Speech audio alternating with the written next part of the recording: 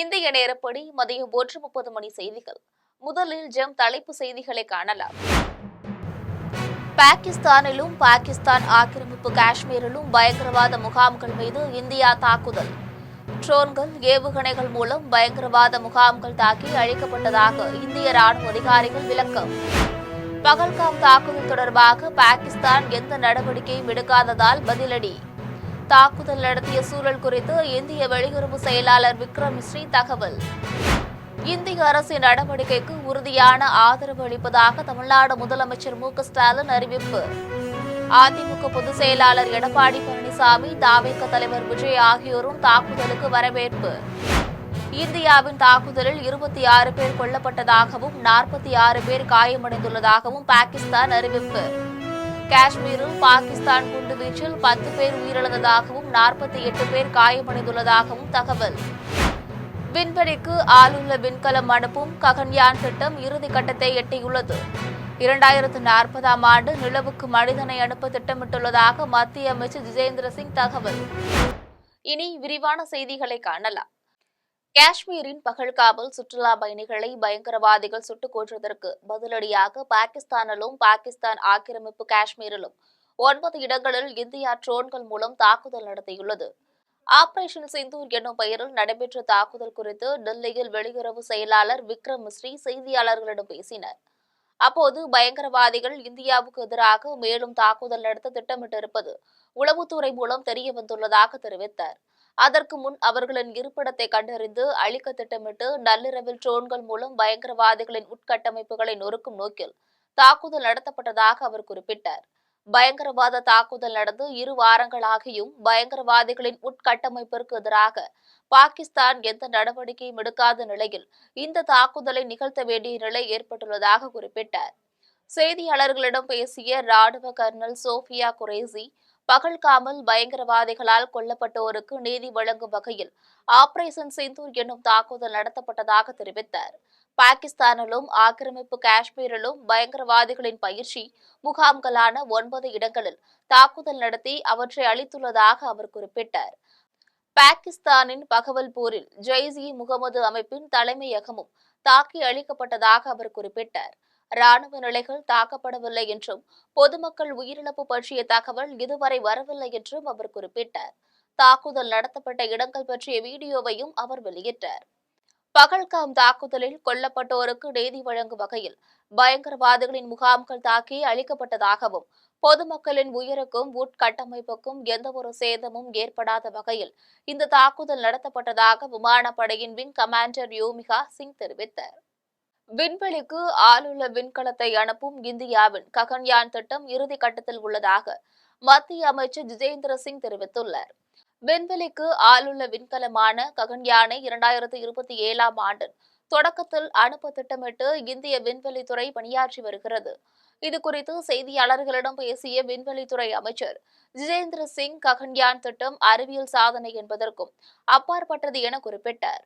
உலக அளவில் விண்வெளித்துறையில் இந்தியாவின் எழுச்சியை இந்த திட்டம் காட்டுவதாக தெரிவித்தார். 2035ஆம் ஆண்டுக்குள் இந்திய விண்வெளி நிலையத்தை நிறுவுவது, 2040ஆம் ஆண்டுக்குள் முதல் இந்தியரை நிலவுக்கு அனுப்புவது ஆகிய தொலைநோக்கு திட்டங்களை பிரதமர் நரேந்திர மோடி கொண்டுள்ளதாகவும் ஜிதேந்திர சிங் தெரிவித்தார். இந்திய ராணுவம் நடத்திய தாக்குதலில் குறைந்தது 26 பேர் கொல்லப்பட்டதாகவும் 46 பேர் காயமடைந்துள்ளதாகவும் பாகிஸ்தான் தெரிவித்துள்ளது. பகல்காம் தாக்குதலுக்கு பதிலடி கொடுக்கும் வகையில் பாகிஸ்தானிலும் பாகிஸ்தான் ஆக்கிரமிப்பு காஷ்மீரிலும் பயங்கரவாதிகளின் முகாம்களான 9 இடங்களில் இந்திய ராணுவம் ட்ரோன்கள் மூலமும் ஏவுகணைகள் மூலமும் தாக்குதல் நடத்தியுள்ளது. ராணுவ நிலைகள் குறிவைக்கப்படவில்லை என்றும் பொதுமக்களின் வாழிடங்கள் தாக்கப்படவில்லை என்றும் இந்திய ராணுவம் தெரிவித்துள்ளது. இதுகுறித்து கருத்து தெரிவித்துள்ள பாகிஸ்தான், இந்திய ராணுவத்தின் தாக்குதலில் 26 பேர் கொல்லப்பட்டதாகவும் மேலும் 46 பேர் காயமடைந்துள்ளதாகவும் தெரிவித்துள்ளது. இதேபோல் இந்திய கட்டுப்பாட்டில் உள்ள காஷ்மீரில் பாகிஸ்தான் குண்டுவீசி தாக்கியதில் 10 பேர் உயிரிழந்ததாகவும் 48 பேர் காயமடைந்ததாகவும் காவல்துறையினர் தெரிவித்துள்ளனர். தெற்காசியாவில் அமைதியும் நிலைத்தன்மையும் நிலவுவதற்கு இந்தியாவும் பாகிஸ்தானும் அதிகபட்சமாக கட்டுப்பாட்டை கடைபிடிக்க வேண்டும் என்று சீனா தெரிவித்துள்ளது. பகல்காம் தாக்குதலுக்கு பதிலடியாக பாகிஸ்தானில் உள்ள பயங்கரவாத முகாம்கள் மீது இந்தியா ட்ரோன்கள், ஏவுகணைகள் மூலம் தாக்குதல் நடத்தியுள்ளது. இது தொடர்பாக சீன வெளியுறவு அமைச்சகம் கருத்து தெரிவித்துள்ளது. அதில் இன்று அதிகாலை பாகிஸ்தான் மீது இந்தியா தாக்குதல் நடத்தியுள்ளது வருத்தமளிப்பதாக குறிப்பிட்டுள்ளது. இந்தியா, பாகிஸ்தான் ஆகிய இரு நாடுகளும் சீனாவின் அண்டை நாடுகள் என்றும் அவற்றிடையே எழுந்துள்ள போர் சூழல் கவலையளிப்பதாகவும் குறிப்பிட்டுள்ளது. அனைத்து வகையான பயங்கரவாதத்தையும் சீனா எதிர்ப்பதாகவும் குறிப்பிட்டுள்ளது. தெற்காசிய மண்டலத்தில் அமைதியும் அரசியல் நிலைத்தன்மையும் நீடித்திருப்பதாக இரு நாடுகளும் அமைதியை கடைபிடிக்க வேண்டும் என்றும் தாக்குதல் நடத்துவது நிலைமையை மேலும் சிக்கலாக்கும் என்றும் சீனா தெரிவித்துள்ளது. ஆபரேஷன் சிந்தூர் தாக்குதலுக்கு பல்வேறு அரசியல் கட்சி தலைவர்கள் வரவேற்பு தெரிவித்துள்ளனர். காங்கிரஸ் கட்சியின் முன்னாள் தலைவர் ராகுல் காந்தி எக்ஸ் தளத்தில் வெளியிட்டுள்ள பதிவில் இந்தியா பாதுகாப்பு படைகளை நினைத்து பெருமைப்படுவதாக பதிவிட்டுள்ளார். இதேபோல தமிழக முதலமைச்சர் மு.க.ஸ்டாலின் எக்ஸ் தள பதிவில் பயங்கரவாதத்திற்கு எதிராக இந்திய ராணுவத்துடன் தமிழ்நாடு துணை நிற்பதாகவும் தேச நலன் கருதி நமது ராணுவத்திற்கு என்றும் துணை நிற்போம் என்றும் தெரிவித்துள்ளார். மேலும் அதிமுக பொதுச் செயலாளர் எடப்பாடி பழனிசாமி வெளியிட்டுள்ள பதிவில் பிரதமர் மோடியின் விழிப்புடன் கூடிய தலைமையில் நீதி நிலைநாட்டப்பட்டுள்ளதாகவும் பயங்கரவாதிகளின் முகாம்களை துல்லியமாக தாக்கி அளித்த இந்திய ராணுவத்திற்கு பாராட்டுகள் என்று தெரிவித்துள்ளார். இதேபோல ஆபரேஷன் சிந்தூர் நடவடிக்கைக்கு மத்திய அமைச்சர்கள் ராஜ்நாத் சிங், கிரண் ரிஜிஜு, பியூஷ் கோயல் உள்ளிட்டோர் வரவேற்பு தெரிவித்துள்ளனர். மேலும் சந்திரபாபு நாயுடு, யோகி ஆதித்யநாத், தேவேந்திர பட்னாவிஸ் உட்பட பல்வேறு மாநில முதலமைச்சர்களும் தமிழக ஆளுநர் ஆர்.என்.ரவி, மல்லிகார்ஜுனா கார்கே, ஓவைசி உள்ளிட்ட பல்வேறு அரசியல் கட்சிகளின் தலைவர்களும் இந்த பதிலடி தாக்குதலுக்கு வரவேற்பு தெரிவித்துள்ளனர். தமிழகத்தில் சென்னை துறைமுகம் மற்றும் கல்பாக்கம் அணுமின் நிலையம் ஆகிய 2 இடங்களில் இன்று மாலை போர்க்கால ஒத்திகை நிகழ்ச்சி நடைபெறவுள்ளது என்று தமிழக அரசு அறிவித்துள்ளது. பகல்காமில் பாகிஸ்தான் ஆதரவு பயங்கரவாத இயக்கம் நடத்திய தாக்குதலை தொடர்ந்து அந்த நாட்டிற்கு எதிரான நடவடிக்கைகளை இந்தியா வேகப்படுத்தியுள்ளது. நாடு முழுவதும் 259 இடங்களில் போர்க்கால ஒத்திகை நடைபெறுகிறது. சில வட மாநிலங்களில் ஏற்கனவே இந்த பயிற்சி தொடங்கிவிட்டது. இந்நிலையில் மத்திய உள்துறை அமைச்சக அறிவுறுத்தல்படி தமிழகத்தில் சென்னை துறைமுகம் மற்றும் கல்பாக்கம் அணுமின் நிலையம் ஆகிய 2 இடங்களில் இன்று மாலை 4 மணிக்கு இந்த போர்க்கால ஒத்திகை நிகழ்ச்சி நடைபெறுகிறது என்று தமிழக அரசு அறிவித்துள்ளது. போர்க்கால ஒத்திகை குறித்து பொதுமக்கள் அச்சமோ பதற்றமோ அடைய தேவையில்லை என்று அரசு தெரிவித்துள்ளது. இந்த நிலையில் இன்று மாலை நடைபெறும் பாதுகாப்பு ஒத்திகையொட்டி ஐடி நிறுவனங்களுக்கு விடுமுறை அளிக்கப்பட்டுள்ளது. நீதி வென்றது. ஆபரேஷன் சிந்தூர் குறித்து பகல்காம் தாக்குதலில் பாதிக்கப்பட்ட குடும்பத்தினர் பேட்டியளித்துள்ளனர். காஷ்மீர் மாநிலம் அனந்தநாக் மாவட்டத்தில் உள்ள சுற்றுலா தலமான பகல்காம் பகுதியில் உள்ள பைசரனில் கடந்த மாதம் 22ஆம் தேதி பயங்கரவாதிகள் கொடூர தாக்குதல் நடத்தினர். இந்த தாக்குதலில் 26 அப்பாவி பொதுமக்கள் சுட்டுக் கொல்லப்பட்டனர். இதற்கு பதிலளிக்கும் விதமாக இந்திய ராணுவத்தால் ஆபரேஷன் சிந்தூர் தொடங்கப்பட்டுள்ளது. பாகிஸ்தான் ஆக்கிரமிப்பு காஷ்மீர் பகுதியில் தீவிரவாதிகளின் முகாம்கள் மீது இந்திய பாதுகாப்பு படையினர் தாக்குதல் நடத்தினர். முப்படைகள் கூட்டாக இணைந்து நடத்திய தாக்குதலில் 80 தீவிரவாதிகள் உயிரிழந்தனர். 60க்கும் மேற்பட்டோர் காயமடைந்துள்ளனர். இதனைத் தொடர்ந்து பகல்காம் தாக்குதலால் பாதிக்கப்பட்ட குடும்பத்தினர் நீதி வென்றது என்று கண்ணீர் மல்க தெரிவித்துள்ளனர். மேலும் தீவிரவாதிகள் மீது தாக்குதல் நடத்தியதற்காக பிரதமர் நரேந்திர மோடிக்கு நன்றி தெரிவித்துள்ளனர். ஆபரேஷன் சிந்தூர் எதிரொலியாக வட இந்தியாவில் விமான சேவைகள் பாதிக்கப்பட்டுள்ளன. இதுகுறித்து ஏர் இந்தியா விமான நிறுவனம் வெளியிட்டுள்ள அறிக்கையில் ஜம்மு, ஸ்ரீநகர், லே, ஜோத்பூர், அமிர்தசரஸ், பூஜ், ஜாம்நகர், சண்டிகர் மற்றும் ராஜ்கோட் விமான நிலையங்களுக்கு செல்லும் மற்றும் அங்கிருந்து புறப்படும் ஏர் இந்தியா விமானங்கள் இன்று ரத்து செய்யப்பட்டுள்ளன. இதேபோல் ஸ்பைஸ் ஜெட் விமான நிறுவனம் வெளியிட்டுள்ள அறிவிப்பில் வட இந்தியாவில் தற்போது நிலவும் சூழல் காரணமாக தர்மசாலா, லே, ஜம்மு, ஸ்ரீநகர் மற்றும் அமிர்தசரஸ் ஆகிய விமான நிலையங்கள் மூடப்பட்டுள்ளன. அடுத்த அறிவிப்பு வரும் வரை சம்பந்தப்பட்ட விமான நிலையங்களுக்கு செல்லும் மற்றும் அங்கிருந்து புறப்படும் ஸ்பைஸ் ஜெட் விமானங்களை அனைத்தும் ரத்து செய்யப்படுவதாக தெரிவிக்கப்பட்டுள்ளது. மேலும் இண்டிகோ நிறுவனம் வெளியிட்டுள்ள அறிவிப்பில் இந்தியா, பாகிஸ்தான் இடையிலான பதற்றமான சூழல் காரணமாக ஸ்ரீநகர், ஜம்மு, அமிர்தசரஸ், லே, சண்டிகர், தர்மசாலா, பைகானேர் மற்றும் ஜோத்பூர் ஆகிய விமான நிலையங்களுக்கு செல்லும் மற்றும் அங்கிருந்து புறப்படும் இண்டிகோ விமானங்களின் சேவைகள் இன்று ரத்து செய்யப்படுகின்றன என்று தெரிவிக்கப்பட்டுள்ளது. ஆபரேஷன் சிந்தூர் எதிரொலி காரணமாக காஷ்மீரில் பள்ளி, கல்லூரிகளுக்கு இன்று விடுமுறை அளிக்கப்பட்டுள்ளது. இந்தியா பாகிஸ்தான் இடையே போர் பதற்றம் உருவாகியுள்ளது. இதற்கிடையில் எல்லை கட்டுப்பாட்டு பகுதி அருகே பாகிஸ்தான் ராணுவம் அத்துமீறி தாக்குதல் நடத்தியதாகவும் அதற்கு தகுந்த பதிலடி கொடுத்து வருவதாகவும் இந்தியா ராணுவம் தரப்பில் தெரிவிக்கப்பட்டுள்ளது. இந்த நிலையில் தற்போதைய சூழலை கருத்தில் கொண்டு காஷ்மீரில் உள்ள 5 எல்லை மாவட்டங்களில் இன்று பள்ளி கல்லூரிகளுக்கு விடுமுறை அளிக்கப்பட்டது. அதன்படி ஜம்மு, சம்பா, கதுவா, ரஜோரி மற்றும் பூஞ்ச் ஆகிய இடங்களில் உள்ள அனைத்து பள்ளிகள், கல்லூரிகள் மற்றும் கல்வி நிறுவனங்கள் இன்று மூடப்படும் என்று அறிவிக்கப்பட்டுள்ளது. விண்வெளி என்பது வெறும் இலக்கு மட்டுமல்ல, இது ஆர்வம், துணிச்சல் மற்றும் கூட்டு முன்னேற்றத்தின் பிரகடனமாகும் என்று பிரதமர் நரேந்திர மோடி தெரிவித்துள்ளார். விண்வெளி ஆய்வு பற்றிய உலக மாநாட்டை ஒட்டி அவர் வெளியிட்டுள்ள காணொளியில், விண்வெளி என்பது வெறும் இலக்கு மட்டுமல்லாமல் ஆர்வம், துணிச்சல் மற்றும் கூட்டு முன்னேற்றத்தின் பிரகடனமாகும் என்று குறிப்பிட்டுள்ளார். இந்திய விண்வெளி பயணம் இந்த உணர்வை எதிரொலிப்பதாகவும் குறிப்பிட்டுள்ளார். 1963ஆம் ஆண்டு சிறிய ராக்கெட்டை ஏவியதில் தொடங்கி நிலவின் தென் துருவத்திற்கு அருகே விண்கலத்தை தரையிறக்கிய முதல் நாடு என்கின்ற இந்தியாவின் பயணம் குறிப்பிடத்தக்கதாகும் என்று பிரதமர் நரேந்திர மோடி குறிப்பிட்டுள்ளார். இந்தியாவின் ராக்கெட்டுகள் விண்கலத்தை மட்டுமல்லாமல் 140 கோடி இந்தியர்களின் கனவுகளையும் சுமந்து செல்வதாகவும் பிரதமர் நரேந்திர மோடி குறிப்பிட்டுள்ளார். சென்னை மெரினாவில் உள்ள அண்ணா கலைஞர் நினைவிடங்களில் முதலமைச்சர் மு.க.ஸ்டாலின் மரியாதை செலுத்தினர். முதலமைச்சர் மு.க.ஸ்டாலின் தலைமையிலான அரசு 4 ஆண்டுகள் இன்றுடன் நிறைவு செய்து 5ஆம் ஆண்டில் அடியெடுத்து வைத்துள்ளது. இதையொட்டி திமுக அரசு 4 ஆண்டு கால சாதனையை மக்களிடம் கொண்டு சேர்க்க திமுக தொண்டர்களுக்கு முதலமைச்சர் மு.க.ஸ்டாலின் நேற்று அறிவுறுத்தியிருந்தார். இந்த நிலையில் முதலமைச்சராக 5ஆம் ஆண்டில் அடியெடுத்து வைக்கும் முதலமைச்சர் மு.க.ஸ்டாலின் மெரினாவில் அமைந்துள்ள பேரறிஞர் அண்ணா, கருணாநிதி நினைவிடங்களில் மலர் தூவி மரியாதை செலுத்தினார். முதலமைச்சருடன் துணை முதலமைச்சர் உதயநிதி ஸ்டாலின், அமைச்சர்கள், பாராளுமன்ற, சட்டமன்ற உறுப்பினர்களும் மலர் தூவி மரியாதை செலுத்தினர். சித்ரா பௌர்ணமியை ஒட்டி திருவண்ணாமலைக்கு மே 11, 12ஆம் தேதி சென்னை மற்றும் பல்வேறு இடங்களிலிருந்து சிறப்பு பேருந்துகள் இயக்கப்பட உள்ளது. இதுகுறித்து தமிழக அரசு வெளியிட்டுள்ள அறிவிப்பில், சித்ரா பௌர்ணமியை ஒட்டி திருவண்ணாமலைக்கு நாள்தோறும் இயக்கப்படும் பேருந்துகளுடன் கூடுதலாக சிறப்பு பேருந்துகள் இயக்கப்பட உள்ளது.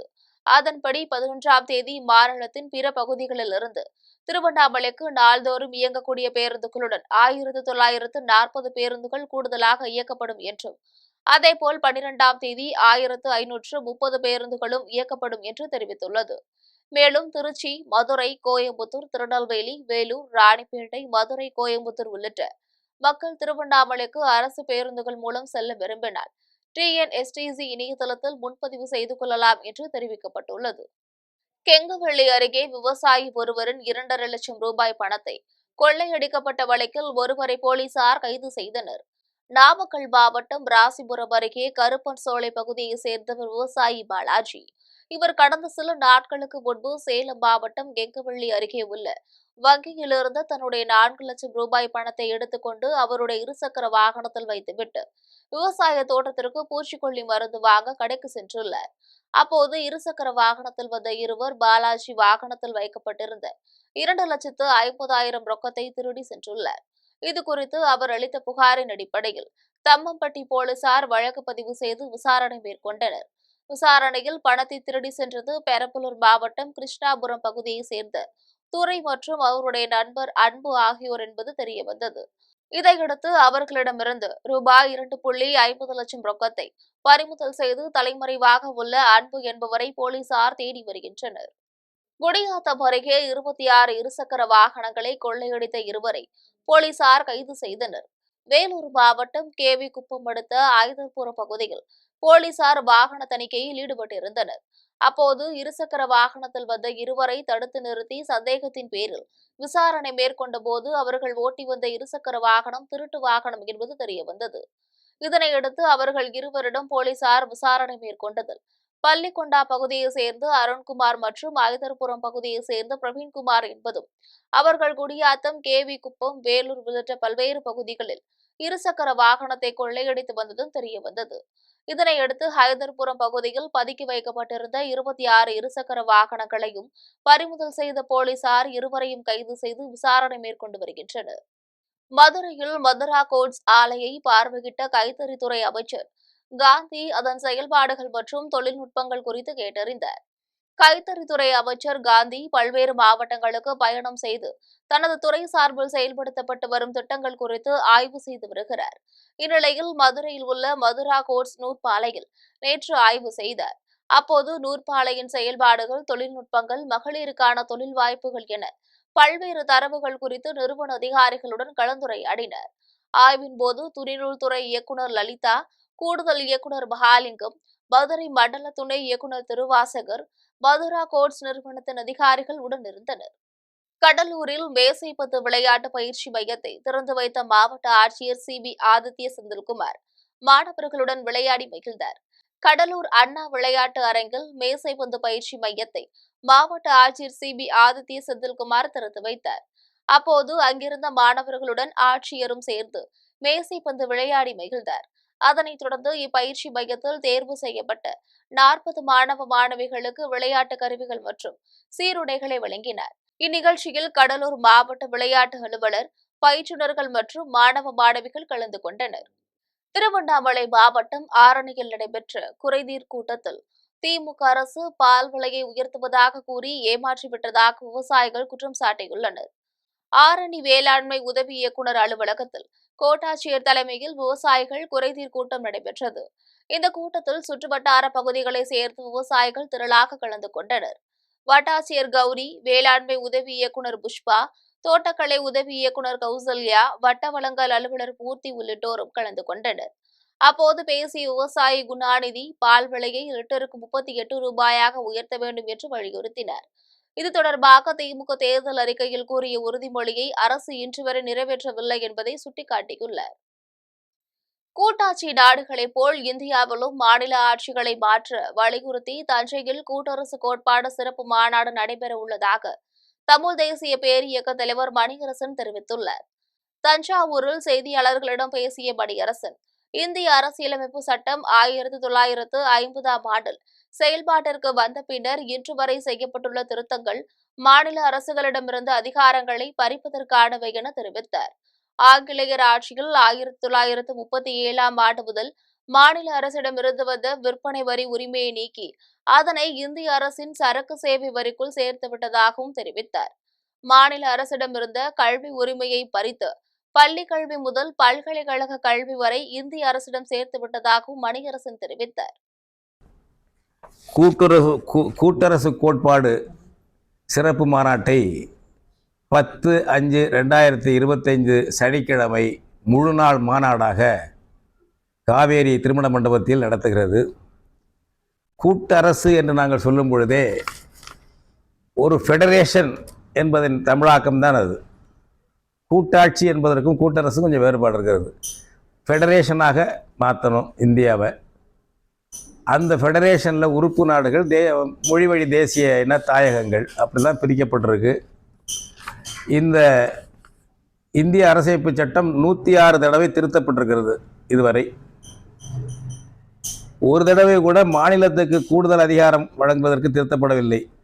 ஏற்கனவே மாநிலங்களுக்கு இருந்த அதிகாரங்களை பறிப்பதற்குத்தான் திருத்தப்பட்டிருக்கிறது. Coimbatore economic chamber social wing சார்பாக நடைபெற்ற தொழிலாளர் நாள் விழாவில் பெண் தொழில் முனைவோருக்கு தையல் இயந்திரங்கள் வழங்கி ஊக்குவிக்கப்பட்டது. Coimbatore economic chamber social wing சார்பில் உக்கடத்தில் தொழிலாளர் நாள் விழா நடைபெற்றது. சமூக நலப்பிரிவின் தலைவர் முகமது ரஃபீக் தலைமையில் நடைபெற்ற விழாவில் சபீர் அகமது, நூருல் அமீன், உமர் கத்தாப், முஷஃபுல் முஸ்தபா, குரூஸ் மேரி, கலையரசி ஆகியோர் கலந்து கொண்டனர். நிகழ்ச்சியில் தமிழ்நாடு காங்கிரஸ் கமிட்டியின் துணைத் தலைவர் பைத்துல் மால், நிறுவனர் இதயாத்துல்லா சிறப்பு விருந்தினராக கலந்து கொண்டு பெண்களுக்கு தையல் இயந்திரங்களை வழங்கி வட்டியில்லா கடன் திட்டமான பைத்துல் மால் திட்டத்தை தொடங்கி வைத்தார்.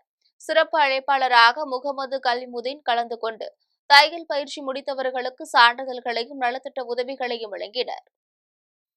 ஆவடி அருகே தனியார் கட்டிடக்கலை கல்லூரியில் பட்டமளிப்பு விழா நடைபெற்றது. ஆவடி அருகே உள்ள தனியார் கலைக்கல்லூரியில் 9வது பட்டமளிப்பு விழா நடைபெற்றது. நிகழ்விற்கு கல்லூரியின் செயலாளர் மற்றும் தலைவர் முகமது சலேஷ் தலைமை தாங்கினார். இதில் மூத்த கட்டிடக்கலை வல்லுநர் மூர்த்தி சிறப்பு விருந்தினராக கலந்து கொண்டு 69 பட்டதாரிகளுக்கு பட்டங்களை வழங்கினார். இதில் முதன்மை கட்டிடக் கலைஞர் ராம்பிரகாஷ், முதல்வர் பால், துறை தலைவர் கவிதா, மூத்த பேராசிரியர்கள், மாணவர்கள், பெற்றோர்கள் என பலர் கலந்து கொண்டனர். குஜராத்தில் இடி மின்னலுடன் பெய்த கனமழையால் 14 பேர் உயிரிழந்துள்ளனர். குஜராத்தில் கடந்த சில தினங்களாக இடி மின்னல் மற்றும் பலத்த காற்றுடன் கூடிய மழை பெய்து வருகிறது. அடுத்த சில நாட்களுக்கு குஜராத்தில் மணிக்கு 50 முதல் 60 கிலோமீட்டர் வேகத்தில் பலத்த காற்று வீசும் என இந்திய வானிலை ஆய்வு மையம் கணித்துள்ளது. இது தொடர்பாக அதிகாரிகள் கூறுகையில், கடந்த 24 மணி நேரத்தில் மாநிலத்தில் பருவம் தவறிய மழை பெய்துள்ளதாகவும், மின்சாரம் பாய்தல், மரங்கள், வீடுகள் மற்றும் விளம்பர பலகைகள் இடிந்து விழுந்தது போன்ற மழை தொடர்பான சம்பவங்களில் 14 பேர் உயிரிழந்ததாக தெரிவித்தனர். இதில் கேடா மாவட்டத்தில் 4 பேர், வதோராவில் 3 பேர், அகமதாபாத், தாகூத் மற்றும் ஆரவல்லியில் தலா 2 பேர் மற்றும் ஆனந்த் மாவட்டத்தில் 1 பேர் என மொத்தம் 14 பேர் உயிரிழந்தனர் என தெரிவித்தனர். தமிழகத்தின் பல்வேறு பகுதிகளில் நடைபெற்ற ஆன்மீக நிகழ்வுகளை காணலாம். தஞ்சாவூர் மாவட்டம் திருக்காட்டுப்பள்ளி அருகே பூண்டியில் பிரசித்தி பெற்ற பூண்டி மாதா பேராலயம் வீரமாமுனிவரால் கட்டப்பட்டதாகும். இந்நிலையில் இந்த ஆண்டு திருவிழா கொடியேற்றத்துடன் தொடங்கியது. முன்னதாக கொடி ஊர்வலமாக எடுத்து வரப்பட்டு அதனைத் தொடர்ந்து கும்பகோணம் மறைமாவட்ட ஆயர் ஜீவானந்தம் அமலநாதன் கொடியினை புனிதம் செய்து வைத்து ஏற்றி வைத்தார். விழாவின் முக்கிய நிகழ்வான அலங்கார தேர்பவனி வருகின்ற 14ஆம் தேதி நடைபெறவுள்ளது. கொடியேற்ற திருவிழாவையொட்டி ஆயிரக்கணக்கான கிறிஸ்தவர்கள் கலந்து கொண்டு வழிபாடு நடத்தினர். வருகின்ற 14ஆம் தேதி மாலை சிறப்பு வழிபாட்டுடன் நடைபெறும். அதைத் தொடர்ந்து அன்னையினுடைய திருவுருவம் தாங்கிய அலங்கார தேர் பவனியாக இத்திருத்தலை சுற்றி வரும். மறுநாள் காலை 6:30 மணிக்கு திருவிழா நிறைவு திருப்பலி நடைபெறும். இந்த வழிபாட்டு நிகழ்வுகளில் அனைவரும் இறையாசிர் பெற உங்களை அன்போடு வருக வருக என்று அழைக்கின்றோம். உலக பிரசித்தி பெற்ற மதுரை மீனாட்சி அம்மன் கோயில் சித்திரை திருவிழா கடந்த ஏப்ரல் 29ஆம் தேதி கொடியேற்றத்துடன் தொடங்கி நடைபெற்று வருகிறது. இந்நிலையில் விழாவின் 9ஆம் நாள் நிகழ்வாக மீனாட்சி அம்மனுக்கு பட்டாபிஷேகம் முடிவடைந்த நிலையில் மீனாட்சி அம்மனும் சுந்தரேஸ்வரர் பிரியாவிடை சமேதராக வெள்ளி சிம்மாதனத்தில் வீதி உலா வலம் வந்தனர். அம்மன் வீதி உலாவின் போது முருகர், ஆண்டாள், கிருஷ்ணன் வேடமணிந்து சிறுவர்கள் ஊர்வலமாக வந்தனர். இதில் ஆயிரக்கணக்கான பக்தர்கள் வரிசையில் நின்று சுவாமி தரிசனம் செய்தனர். தஞ்சை பெரிய கோவிலில் சித்திரை திருவிழா கடந்த 23ஆம் தேதி கொடியேற்றத்துடன் தொடங்கியது. விழாவின் முக்கிய நிகழ்வான தேரோட்டம் இன்று வெகு விமரிசையாக நடைபெற்றது. மேலதாளத்துடன் அம்பாளுடன் சந்திரசேகர் சுவாமிகள் எழுந்தருளி ராஜ வீதிகளில் உலா வந்து பக்தர்களுக்கு காட்சியளித்தனர்.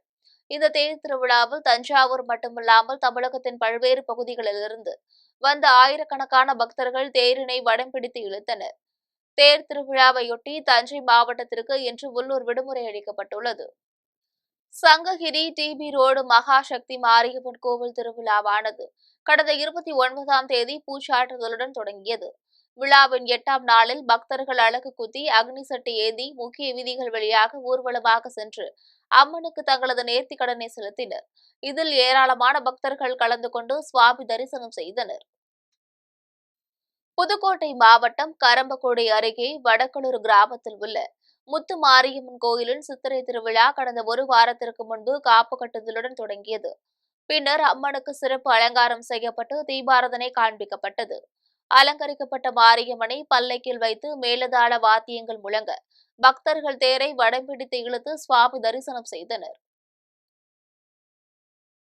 செங்கல்பட்டு மாவட்டம் அச்சிறுபாக்கம் ஆட்சிஸ்வரர் திருக்கோவிலில் சித்திரை பெருவிழாவின் 7ஆம் நாளில் பெரிய தேரில் ஆட்சிஸ்வரரும் சிறிய தேரில் இளங்கிளி அம்மனும் எழுந்தருளி 4 மாட வீதிகளின் வழியாக வலம் வந்து பக்தர்களுக்கு அருள்பாலித்தனர். இவ்விழாவில் செங்கல்பட்டு மாவட்ட ஆட்சியர் அருண்ராஜ் வடம் பிடித்து தேரை தொடங்கி வைத்தார். இதில் உள்ளூர் மற்றும் வெளியூர்களில் இருந்து ஏராளமான பக்தர்கள் கலந்து கொண்டு தேரினை வடம் பிடித்து இழுத்தனர். இனி வருவது விளையாட்டு செய்திகள்.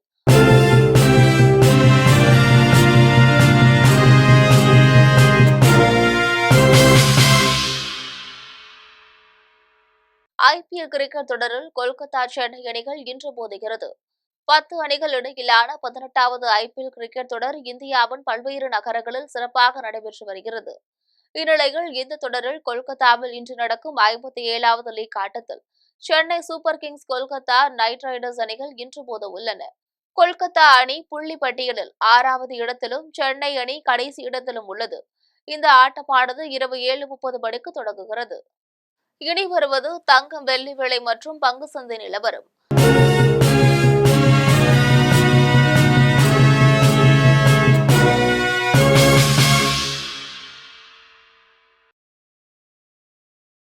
சென்னையில் ஆபரண தங்கத்தின் விலை ஒரு சவரன் 72,600 ரூபாய்க்கு விற்பனை செய்யப்படுகிறது.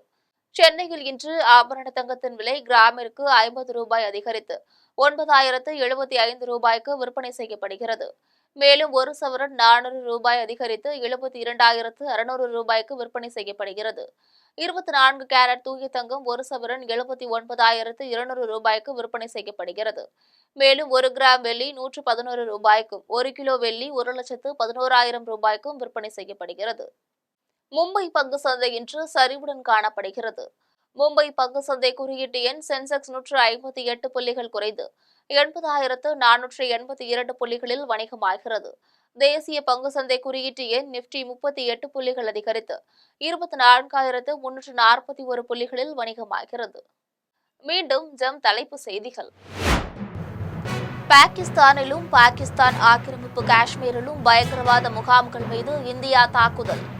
ட்ரோன்கள், ஏவுகணைகள் மூலம் பயங்கரவாத முகாம்கள் தாக்கி அழிக்கப்பட்டதாக இந்திய ராணுவ அதிகாரிகள் விளக்கம். பகல்காம் தாக்குதல் தொடர்பாக பாகிஸ்தான் எந்த நடவடிக்கையும் எடுக்காததால் பதிலடி.